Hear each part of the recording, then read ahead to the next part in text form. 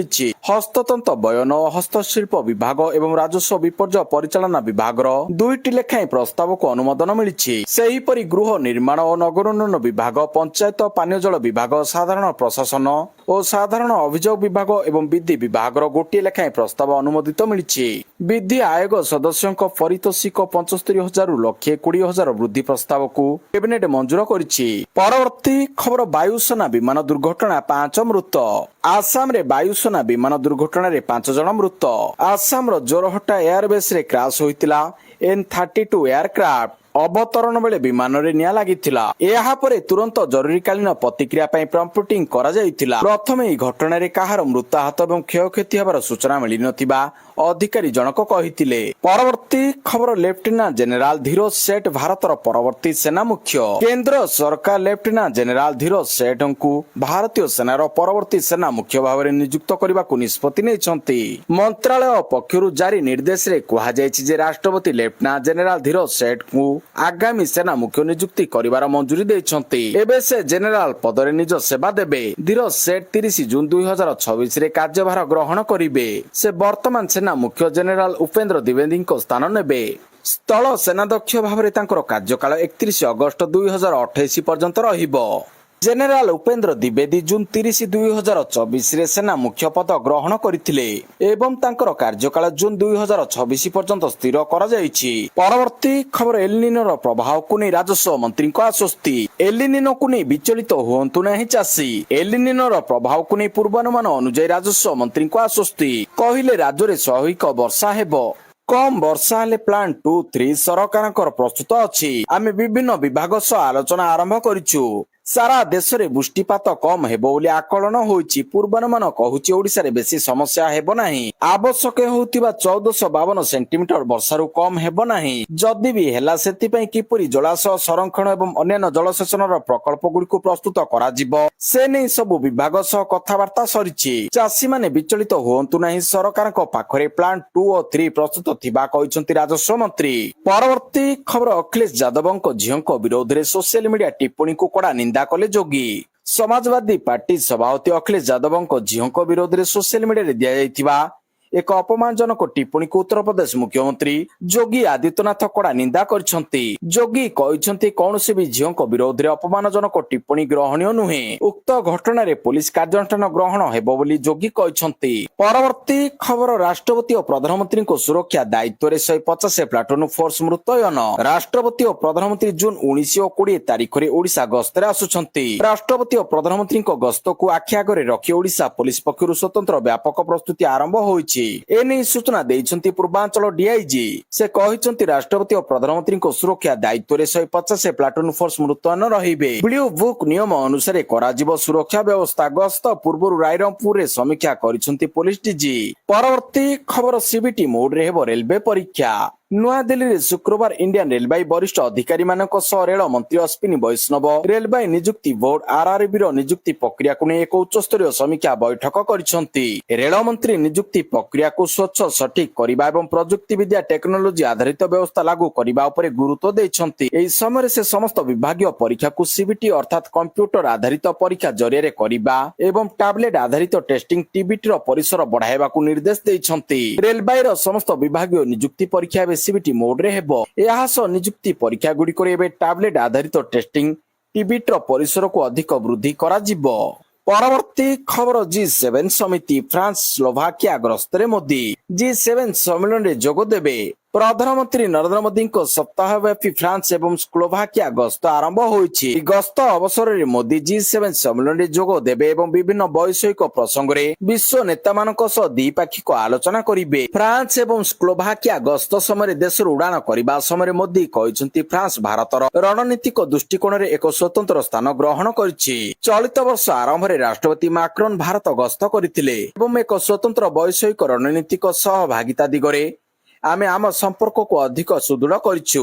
परवर्ती खबर अनिद्रा रहुचंती महाप्रभु। मासकरे महाप्रभु अनिद्रा रहिले 5 राति भक्तंक मनरे असंतोष। कोटी कोटी जनतांकर मौडमणि महाप्रभु श्री जगन्नाथ महाप्रभुଙ୍କ नाम सुनी दरिया सेपारीरु भक्त माने छुटी आसंती। विदेशी भक्त मानकु मंदिर रे कटकणा थिबारु सेमाने बडदांड रे महाप्रभुଙ୍କୁ मुंडिया मारी ଧନ୍ୟ ହୋଇଥାନ୍ତି। ତେବେ କାଳିଆ ସାଆନ୍ତଙ୍କୁ ମଧ୍ୟ ଅଣଦେଖା କରାଯାଉଛି। ଠାକୁରଙ୍କ ସେବା କାର୍ଯ୍ୟରେ ନିୟୋଜିତ ସେବକ ଏବଂ ପ୍ରଶାସନ ନିଜର ଦାୟିତ୍ୱରେ ଅବହେଳା କରୁଥିବା ଅଭିଯୋଗ ହେଉଛି। ଯେଉଁଥିପାଇଁ ଶ୍ରୀମନ୍ଦିରରେ ନୀତିକାନ୍ତିର ଅହେତୁକ ବିଳମ୍ବ ଦେଖାଦେଇଛି। ଏହି ନୀତି ବିଭ୍ରାଟକୁ ନେଇ ସେବାୟତ ମହଲରେ ତୀବ୍ର ପ୍ରତିକ୍ରିୟା ପ୍ରକାଶ ପାଇଛି। ଶ୍ରୀମନ୍ଦିରର ସୁଆର ମହାସୁଆର ନିଯୋଗ ସମ୍ପାଦକ ଏହାକୁ ନେଇ ଗଭୀର ଅସନ୍ତୋଷ ବ୍ୟକ୍ତ କରିବା ପ୍ରକାଶ କରିଛନ୍ତି। ପରବର୍ତ୍ତୀ ଖବର, ମହାନଦୀ ଜଳ ବିବାଦ ସମାଧାନ ପାଇଁ ଖୁବ୍ ଶୀଘ୍ର ଉଚ୍ଚସ୍ତରୀୟ ବୈଠକ। ଓଡ଼ିଶା ଏବଂ ଛତିଶଗଡ଼ ମଧ୍ୟରେ ଦୀର୍ଘ ଦିନ ଧରି ଲାଗି ରହିଥିବା ମହାନଦୀ ଜଳ ବିବାଦର ସମାଧାନ ଦିଗରେ ଏକ ବଡ଼ ପଦକ୍ଷେପ ନିଆଯାଇଛି। ସମସ୍ୟାର ଆପୋଷ ସମାଧାନ ପାଇଁ ଖୁବ୍ ଶୀଘ୍ର ନୂଆଦିଲ୍ଲୀଠାରେ ଏକ ଉଚ୍ଚସ୍ତରୀୟ ବୈଠକ ଅନୁଷ୍ଠିତ ହେବ ବୋଲି ମୁଖ୍ୟମନ୍ତ୍ରୀ ମୋହନ ଚରଣ ମାଝୀ ଘୋଷଣା କରିଛନ୍ତି। ଆସନ୍ତା ଜୁନ୍ 27 ତାରିଖରେ ମହାନଦୀ ଜଳ ବିବାଦ ଟ୍ରିବ୍ୟୁନାଲର ପରବର୍ତ୍ତୀ ଶୁଣାଣି ଥିବା ବେଳେ ମୁଖ୍ୟମନ୍ତ୍ରୀଙ୍କ ଏହି ବୟାନ ବେଶ୍ ଗୁରୁତ୍ୱ ବହନ କରୁଛି। ରାଜ୍ୟ ସରକାରଙ୍କ ଦ୍ୱିତୀୟ ବର୍ଷ ପୂର୍ତ୍ତି ଅବସରରେ ଆୟୋଜିତ ଏକ ସାମ୍ବାଦିକ ସମ୍ମିଳନୀରେ ମୁଖ୍ୟମନ୍ତ୍ରୀ ଏହି ସୂଚନା ଦେଇଛନ୍ତି। ପରବର୍ତ୍ତୀ ଖବର, ଗ୍ରାହକଙ୍କୁ ବଡ଼ ଝଟକା, ମହଙ୍ଗା ହେଲା ବିଦ୍ୟୁତ ବିଲ୍। ଜୁନ୍ ମାସର ଭୀଷଣ ଗରମ ମଧ୍ୟରେ ଦିଲ୍ଲୀରେ ବିଦ୍ୟୁତ ମହଙ୍ଗା ହୋଇଛି। ଏବେ ଦିଲ୍ଲୀରେ ପ୍ରତି ମାସ ବିଦ୍ୟୁତ ଦର ବଢିବ। ଡିଆରସିଙ୍କ ଆଦେଶ ପରେ ବର୍ତ୍ତମାନ ବିଦ୍ୟୁତ ବଣ୍ଟନ କମ୍ପାନୀଗୁଡ଼ିକ ଚାର୍ଜ ଉପଭୋକ୍ତାଙ୍କ ଠାରୁ ପ୍ରତି ମାସ ଆଦାୟ କରିବେ। ଅର୍ଥାତ୍ ପ୍ରତି ମାସରେ ବିଦ୍ୟୁତ ବିଲ୍ ମହଙ୍ଗା ହେବ। ପୂର୍ବରୁ ପିପିଏସିର ଦର ପ୍ରତି 3 ମାସରେ ଥରେ ବଢାଯାଉଥିଲା ଏବଂ ଉପଭୋକ୍ତାଙ୍କ ଠାରୁ ଆଦାୟ କରାଯାଉଥିଲା। ପରବର୍ତ୍ତୀ ଖବର, ପେପର ଲିକ୍ କଂଗ୍ରେସର ଦେଶବ୍ୟାପୀ ଅଭିଯାନ। ଏନ୍ଇଟି ପେପର ଲିକ୍ ପ୍ରସଙ୍ଗରେ ସରକାରଙ୍କୁ ଘେରିବା ପାଇଁ ବିରୋଧୀ ଦଳ ବଡ଼ ପ୍ରସ୍ତୁତି କରୁଛନ୍ତି। ଲୋକସଭାରେ ବିରୋଧୀ ଦଳ ନେତା ଏବଂ କଂଗ୍ରେସ ନେତା ରାହୁଲ ଗାନ୍ଧୀ ଯୁବପିଢ଼ିଙ୍କୁ ଏକତ୍ରିତ କରିବା ପାଇଁ ଦେଶବ୍ୟାପୀ ଏକ ଅଭିଯାନ ପ୍ରସ୍ତୁତ କରୁଛନ୍ତି। ଏହି ଅଭିଯାନର ବିବରଣୀ ଦେଇ କଂଗ୍ରେସ ମହାସଚିବ କେସି ଭେନୁଗୋପାଳ କହିଛନ୍ତି ଯେ କଂଗ୍ରେସ ଏହାକୁ ଜୁନ୍ 17 ତାରିଖରେ ରାଜସ୍ଥାନର କୋଟାରୁ ଆରମ୍ଭ କରିବ। ପରବର୍ତ୍ତୀ ଖବର, ଅଗ୍ନିବୀରଙ୍କ ପାସିଂ ଆଉଟ୍ ପରେଡ୍।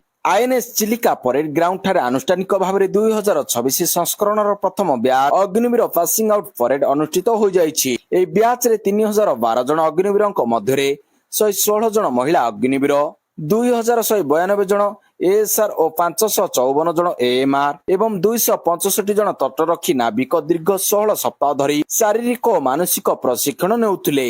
ସଫଳତାର ସହ ଦକ୍ଷ ଭାବରେ ଦେଶ ସେବା ପାଇଁ ଭାରତୀୟ ନୌସେନାରେ ନୂତନ ଯାତ୍ରା ଆରମ୍ଭ ହୋଇଛି। ପରବର୍ତ୍ତୀ ଖବର, 2 ବର୍ଷରେ 2.5 କୋଟିଙ୍କୁ ରାଜସ୍ୱ ସେବା। ଆସିବ ନୂଆ ଓଡ଼ିଶା ପୁନର୍ବାସ ଓ ଥଇଥାନ ନୀତି। ସ୍ଥାପନ ହେବ ରାଜ୍ୟ ବିପର୍ଯ୍ୟୟ ପ୍ରତିରୋଧ ପ୍ରତିଷ୍ଠାନ। ପଞ୍ଚାୟତ ସ୍ତରରେ କରାଯିବ ତହସିଲ କ୍ୟାମ୍ପ କୋଡ୍। ଲୋକଙ୍କୁ ବାରମ୍ବାର ଦୌଡ଼ିବାକୁ ପଡ଼ିବନି ତହସିଲ ଅଫିସ। ଗାଁରେ କ୍ୟାମ୍ପ କୋଡ୍ ପକାଇ ଲୋକଙ୍କ ସମସ୍ୟାର ସମାଧାନ କରିବେ ଅଧିକାରୀ। ଜମି ଅଧିଗ୍ରହଣ ଏବଂ ସରକାରୀ ଜମି ପରିଚାଳନା ପାଇଁ ନିର୍ଦ୍ଦେଶ ଦିଆଯାଇଛି। 2 ବର୍ଷ ପୂର୍ତ୍ତି ଅବସରରେ ବିଭାଗୀୟ ରିପୋର୍ଟ କାର୍ଡରେ ଏହି ସୂଚନା ଦେଇଛନ୍ତି ରାଜସ୍ୱ ମନ୍ତ୍ରୀ ସୁରେଶ ପୂଜାରୀ। ପରବର୍ତ୍ତୀ ଖବର, ସରକାରୀ ରେକର୍ଡରେ ରହିବନି ବିକୃତ ବନାନ। 64 ସ୍ଥାନର ପ୍ରକୃତ ଓଡ଼ିଆ ନାମର ହେବ ପୁନରୁଦ୍ଧାର, ଆଉ ରହିବନି ବିକୃତ ନାମ।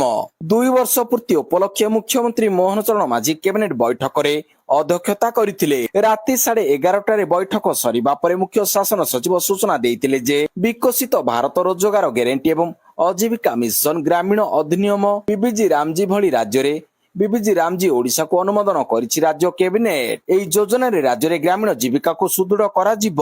ପ୍ରତି ଯୋଗ୍ୟ ଗ୍ରାମୀଣ ପରିବାରକୁ ବର୍ଷରେ 125 ଦିନର କର୍ମ ନିଯୁକ୍ତି ଗ୍ୟାରେଣ୍ଟି ଦିଆଯିବ। ପରବର୍ତ୍ତୀ ଖବର, କେନ୍ଦ୍ରରେ ଡିଜି ପଦବୀ ପାଇଁ 33 ଆଇପିଏସ୍ ମନୋନୀତ, ଓଡ଼ିଶାରୁ 2 ଜଣ। କେନ୍ଦ୍ର ସରକାରଙ୍କ ଉଚ୍ଚସ୍ତରୀୟ ନିଯୁକ୍ତି committee appointments committee of the cabinet ACC ଦେଶର 33 ଜଣ ବରିଷ୍ଠ ଭାରତୀୟ ପୋଲିସ ସେବା ଆଇପିଏସ୍ ଅଧିକାରୀଙ୍କୁ ଡାଇରେକ୍ଟର ଜେନେରାଲ, ଡିଜି ଓ ଡିଜି ସମକକ୍ଷ ପଦବୀ ପାଇଁ ଏମ୍ପାନେଲ କରିଛନ୍ତି। ଏଥିରେ ଓଡ଼ିଶା କ୍ୟାଡରର 2 ଜଣ ବରିଷ୍ଠ ଅଧିକାରୀ ସ୍ଥାନ ପାଇଛନ୍ତି। ପରବର୍ତ୍ତୀ ଖବର, ଭାରତକୁ ମିଳିଲା 100 କାମିକାଜେ ଡ୍ରୋନ୍। ପଡ଼ିବନି ଜାମିଂ ପ୍ରଭାବ, ସିଗ୍ନାଲ ବିନା କରିବ କାମ।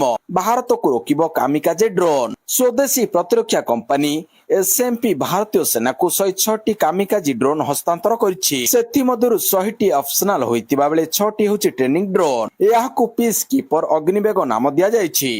ଏହା ଭାରତର ମାନବବିହୀନ ଯୁଦ୍ଧ କ୍ଷମତା ଏବଂ ପ୍ରତିରକ୍ଷା କ୍ଷେତ୍ରରେ ଆତ୍ମନିର୍ଭରତା ଦିଗରେ ଏକ ଗୁରୁତ୍ୱପୂର୍ଣ୍ଣ ପଦକ୍ଷେପ ବୋଲି କୁହାଯାଉଛି। ବେଲାରୁସର ଏକ ଫାର୍ମ ସହାୟତାରେ ଏହାକୁ ପ୍ରସ୍ତୁତ କରାଯାଇଛି। ଏହି ଡ୍ରୋନର ଲକ୍ଷ୍ୟଭେଦ କ୍ଷମତା 180 କିଲୋମିଟର। ଏହା ଘଣ୍ଟା ପ୍ରତି ସର୍ବାଧିକ 450 କିଲୋମିଟର ବେଗରେ ଉଡ଼ିପାରିବ। ଏହା ଉପରେ ଜାମିଂର ପ୍ରଭାବ ରହିବ ନାହିଁ। ପରବର୍ତ୍ତୀ ଖବର, ପୁରୀ ରେଳ ଷ୍ଟେସନ ଉନ୍ନୟନ ପ୍ରକଳ୍ପର ଅଗ୍ରଗତି ସମୀକ୍ଷା କଲେ ରାଜ୍ୟପାଳ। ରାଜ୍ୟପାଳ ଡକ୍ଟର ହରିବାବୁ କମ୍ଭମପତି ଶନିବାର ପୁରୀ ରେଳ ଷ୍ଟେସନ ଉନ୍ନୟନ ପ୍ରକଳ୍ପର କାର୍ଯ୍ୟସ୍ଥଳ ପରିଦର୍ଶନ କରିଛନ୍ତି। ଏଥିସହିତ ଚାଲିଥିବା କାମର ଅଗ୍ରଗତି ସମୀକ୍ଷା କରିଛନ୍ତି। ପ୍ରକଳ୍ପ ଶେଷ ହେଲେ ପୁରୀ ରେଳ ଷ୍ଟେସନ ଏକ ଆଧୁନିକ ଓ ଯାତ୍ରୀ ବନ୍ଧବ ପରିବହନ କେନ୍ଦ୍ରରେ ପରିଣତ ହେବ। ରଥଯାତ୍ରା 2027 ପୂର୍ବରୁ ପ୍ରକଳ୍ପ ଶେଷ କରିବାକୁ ନିର୍ଦ୍ଦେଶ ଦେଇଛନ୍ତି। ରାଜ୍ୟପାଳଙ୍କୁ ପୂର୍ବତଟ ରେଳପଥର ମହାପ୍ରବନ୍ଧକ ଓ ଜିଲ୍ଲା ପ୍ରଶାସନର ବରିଷ୍ଠ ଅଧିକାରୀମାନେ ପ୍ରକଳ୍ପର ବିଭିନ୍ନ ଅଂଶ ସମ୍ପର୍କରେ ଅବଗତ କରାଇଥିଲେ। ଷ୍ଟେସନର ନୂତନ ମୁଖ୍ୟ ପ୍ରବେଶ ଦ୍ୱାର, ଆକର୍ଷଣୀୟ front facade, waiting lounge, food court, ଜନ ଆହାର କେନ୍ଦ୍ର, dormitory, retiring room, automatic ticket vending machine, ଦିବ୍ୟାଙ୍ଗଙ୍କ ପାଇଁ ସ୍ୱତନ୍ତ୍ର ପାର୍କିଂ ବ୍ୟବସ୍ଥା ଓ ବ୍ୟାରିୟର ଫ୍ରି ପ୍ରବେଶ ପ୍ରସ୍ଥାନ ସୁବିଧା ଯାତ୍ରୀଙ୍କ ପାଇଁ ଉପଲବ୍ଧ ହେବ। ଲୋକଭବନରେ ଆୟୋଜିତ ସମୀକ୍ଷା ବୈଠକରେ ରାଜ୍ୟପାଳ ପୁରୀ କୋଣାର୍କ ରେଳ ସଂଯୋଗ ପ୍ରକଳ୍ପ ସମେତ ରେଳ ଉନ୍ନୟନ କାର୍ଯ୍ୟର ଅଗ୍ରଗତି ସମୀକ୍ଷା କରିଥିଲେ। ପରବର୍ତ୍ତୀ ଖବର, ପ୍ରଧାନମନ୍ତ୍ରୀ ନରେନ୍ଦ୍ର ମୋଦି ଏବଂ ଆମେରିକା ରାଷ୍ଟ୍ରପତି ଡୋନାଲ୍ଡ ଟ୍ରମ୍ପଙ୍କ ମଧ୍ୟରେ ଫ୍ରାନ୍ସରେ ସାକ୍ଷାତ ଆଲୋଚନା ହେବାକୁ ଯାଉଛି। ଏନେଇ ହ୍ୱାଇଟ୍ ହାଉସ୍ ପକ୍ଷରୁ ଶନିବାର ଦିନ ଆନୁଷ୍ଠାନିକ ଭାବରେ ସୂଚନା ଦିଆଯାଇଛି। ଆଗାମୀ ସପ୍ତାହରେ ଫ୍ରାନ୍ସରେ ଆୟୋଜିତ ହେବାକୁ ଥିବା G7 ଶିଖର ସମ୍ମିଳନୀ ଅବସରରେ ଦୁଇ ନେତାଙ୍କ ମଧ୍ୟରେ ଏହି ବୈଠକ ଅନୁଷ୍ଠିତ ହେବ। ପ୍ରଧାନମନ୍ତ୍ରୀ ମୋଦି ଫ୍ରାନ୍ସ ଏବଂ ସ୍ଲୋଭାକିଆ ଗସ୍ତରେ ଅଛନ୍ତି। ପରବର୍ତ୍ତୀ ଖବର, ଉଦ୍ଘାଟନୀ ମ୍ୟାଚରେ ଐତିହାସିକ ରେକର୍ଡ କଲା ଇଂଲଣ୍ଡ। ଆଗରୁ କେବେ ହୋଇନଥିଲା ମହିଳା T20 ବିଶ୍ୱକପ ଆରମ୍ଭ ହୋଇଯାଇଛି। ଶୁକ୍ରବାର ଠାରୁ ଆରମ୍ଭ ହୋଇଥିବା ଏହି ବିଶ୍ୱକପ ଉଦ୍ଘାଟନୀ ମ୍ୟାଚରେ ଆୟୋଜକ ଇଂଲଣ୍ଡ ଟିମ୍ ଇତିହାସ ରଚିଛି। ଏଜବାଷ୍ଟନ ଗ୍ରାଉଣ୍ଡରେ ଖେଳାଯାଇଥିବା ମହିଳା T20 ବିଶ୍ୱକପର ଏହି ମ୍ୟାଚରେ ଇଂଲଣ୍ଡ ପ୍ରଥମେ ବ୍ୟାଟିଂ କରି ଗୋଟିଏ ୱିକେଟ ହରାଇ 219 ରନର ଏକ ବିଶାଳ ସ୍କୋର କରିଥିଲା। ଏହି ମହିଳା T20 ବିଶ୍ୱକପ ଇତିହାସରେ ସବୁଠାରୁ ଅଧିକ ଦଳଗତ ସ୍କୋର। ଏହାପରେ ଇଂଲଣ୍ଡ ଶ୍ରୀଲଙ୍କାକୁ 87 ରନରେ ପରାସ୍ତ କରି ନିଜର ବିଶ୍ୱକପ ଅଭିଯାନ ଆରମ୍ଭ କରିଛି। ପରବର୍ତ୍ତୀ ଖବର, ଘର ଭଡ଼ା ବ୍ୟବସ୍ଥାରେ ହେବ ବଡ଼ ପରିବର୍ତ୍ତନ। 69 ବର୍ଷ ପୁରୁଣା ଆଇନରେ ସଂଶୋଧନ। ଭଡ଼ାଟିଆଙ୍କ ପାଇଁ ବଡ଼ ଖବର। ରାଜ୍ୟରେ ବଦଳିବ ଘର ଭଡ଼ା ନିୟମ। କାରଣ ରାଜ୍ୟ ସରକାର ଘର ଭଡ଼ା ବ୍ୟବସ୍ଥାକୁ ଆଧୁନିକ ଓ ସ୍ୱଚ୍ଛ କରିବା ଲକ୍ଷ୍ୟରେ ଓଡ଼ିଶା ସହରାଞ୍ଚଳ ଭଡ଼ା ନିୟନ୍ତ୍ରଣ ଅଧିନିୟମ 2026ର ଡ୍ରାଫ୍ଟ ପ୍ରକାଶ କରିଛନ୍ତି। କେନ୍ଦ୍ରର ମଡେଲ ଟେନାକ୍ସି ଆକ୍ଟକୁ ଆଧାର କରି ପ୍ରସ୍ତୁତ କରାଯାଇଥିବା ବେଳେ ଏଥିରେ ଘର ମାଲିକ ଓ ଭଡ଼ାଟିଆଙ୍କ ଅଧିକାର, ଦାୟିତ୍ୱ ଓ ବିବାଦ ସମାଧାନ ପାଇଁ ବ୍ୟାପକ ବ୍ୟବସ୍ଥା ରହିଛି। ଭଡ଼ା ଚୁକ୍ତି ଲିଖିତ କରିବାକୁ ବାଧ୍ୟ, ଡିଜିଟାଲ ରେଜିଷ୍ଟ୍ରେସନ ବ୍ୟବସ୍ଥା କରାଯିବ। ଡ୍ରାଫ୍ଟ ଅନୁସାରେ ଏଣିକି ଆଉ ମୌଖିକ ଭାବରେ ଘର ଭଡ଼ା ଦେବା କିମ୍ବା ନେବା ହେବ ନାହିଁ। ପରବର୍ତ୍ତୀ ଖବର, ଅଯୋଧ୍ୟା ରାମ ମନ୍ଦିର ଦାନ ଚୋରି ମାମଲାର ଯାଞ୍ଚ କରିବ SIT। ସପ୍ତାହକ ମଧ୍ୟରେ ରିପୋର୍ଟ ମାଗିଲେ ଯୋଗୀ ସରକାର। ଅଯୋଧ୍ୟା ଶ୍ରୀରାମ ଜନ୍ମଭୂମି ପରିସରରେ ଥିବା ମନ୍ଦିରର ଦାନ ଚୋରି ହେବା ମାମଲାରେ ଶ୍ରୀରାମ ଜନ୍ମଭୂମି ତୀର୍ଥକ୍ଷେତ୍ର ଟ୍ରଷ୍ଟ ମୁଖ୍ୟମନ୍ତ୍ରୀ ଯୋଗୀ ଆଦିତ୍ୟନାଥଙ୍କ ସହଯୋଗ ଲୋଡ଼ିଛି। ଟ୍ରଷ୍ଟ ଦାନରେ ମିଳିଥିବା ବିପୁଳ ରାଶି ଚୋରି ଉପରୁ ପର୍ଦ୍ଦା ହଟାଇବା ପାଇଁ ମୁଖ୍ୟମନ୍ତ୍ରୀଙ୍କୁ ସ୍ୱତନ୍ତ୍ର ତଦନ୍ତକାରୀ ଦଳ ଗଠନ କରିବାକୁ ନିବେଦନ କରିଛି। ଟ୍ରଷ୍ଟର ଅନୁରୋଧ ଅନୁସାରେ ଯୋଗୀ ସରକାର ମାମଲାର ତଦନ୍ତ ନିମନ୍ତେ SIT ଗଠନ କରିଛନ୍ତି।